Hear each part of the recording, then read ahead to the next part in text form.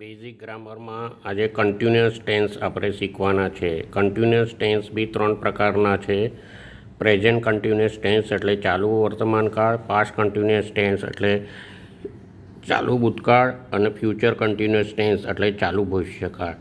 આ ત્રણેયની અંદર આઈએનજી જે છે એ આપણે લગાડી છે.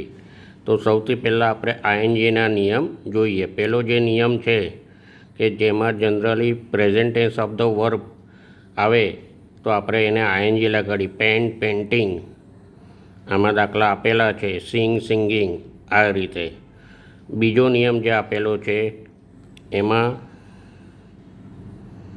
In case of the verb ends with E silent એટલે આપેલા ક્રિયાપદમાં ઈ સાયલેન્ટ આવે તો આપણે ઈ કાઢીને આઈએનજી લગાડવો.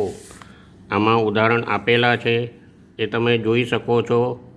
દાખલા તરીકે ડાન્સ, ડાન્સિંગ, સેવ, સેવિંગ, આમાં ઈ સાયલેન્ટ કહેવાય એટલે એ કાઢીને આઈએનજી લગાડવું. ત્રીજો નિયમ છે in the verb the last letter is double, છેલ્લો અક્ષર ડબલ થાય. પરંતુ આમાં નિયમ છે કે છેલ્લો અક્ષર જે છે એ વ્યંજન હોય એની પહેલાં સ્વર આવે, જેવી રીતે સ્વિમ, એમ જે છે અને કન્ઝોનન્ટ ઇંગ્લિશમાં કહેવાય છે એટલે એ વ્યંજન છે પણ એની પહેલાં સ્વર આવ્યું છે. એ આઈ ઓ યુ આ 5 અક્ષર સ્વર છે તો છેલ્લો અક્ષર ડબલ થાય. Swim, swimming.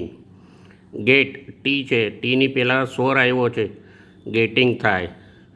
એ જ પ્રમાણે એના આગળનો નિયમ છે કે વર્બ એન્ડિંગ આઈ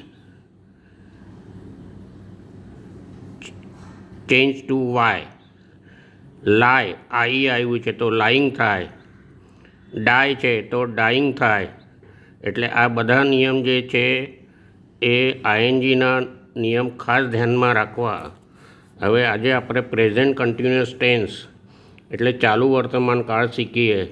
અત્યારે જે ક્રિયા થઈ રહી છે એને આપણે ચાલુ વર્તમાન કાળ કહેવાય છે અને એનો નિયમ સૌથી મહત્ત્વનો છે કે નિયમ છે એમ ઇઝ આર અને આઈએનજી આવે. હવે આમાં આપેલું છે આઈ એમ પ્લેઇંગ, હું રમી રહ્યો છું. વી આર પ્લેઇંગ, અમે રમી રહ્યા છીએ. યુ આર પ્લેઇંગ, તું અથવા તમે રમી રહ્યા છો. એટલે આ રીતે 7 વાક્ય આપેલા છે. બીજા 7 વાક્યની તમારે પ્રેક્ટિસ કરવાની છે જે મેં પહેલાં આપેલા છે. રાઇટ આપેલું છે, ક્રાય આપેલું છે, ઈટ આપેલું છે.